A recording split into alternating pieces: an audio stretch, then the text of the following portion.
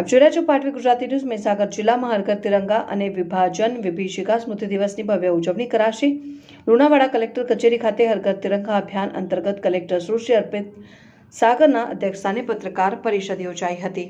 આગામી સ્વતંત્રતા પર્વની ઉજવણીના ભાગરૂપે મહીસાગર જિલ્લામાં બે મહત્વપૂર્ણ રાષ્ટ્રીય કાર્યક્રમો હર ઘર તિરંગા અભિયાન અને વિભાજન વિભીષિકા સ્મૃતિ દિવસની ભવ્ય ઉજવણી કરવામાં આવનાર છે। આ બંને કાર્યક્રમોની વિગતો જિલ્લાના નાગરિક સુધી પહોંચે તે આશયથી મહીસાગર જિલ્લા કલેક્ટર સુશ્રી અર્પિત સાગરના અધ્યક્ષસ્થાને કલેક્ટર કચેરી ખાતે એક પત્રકાર પરિષદનું આયોજન કરવામાં આવ્યું હતું।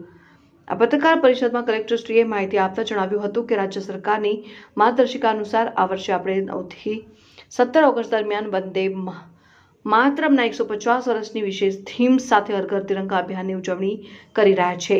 અભિયાન અંતર્ગત જિલ્લામાં આવતીકાલે 13મી ઓગસ્ટના રોજ સાંજે 4 કલાકે એક ભવ્ય તિરંગા યાત્રાનું આયોજન કરાયું હતું।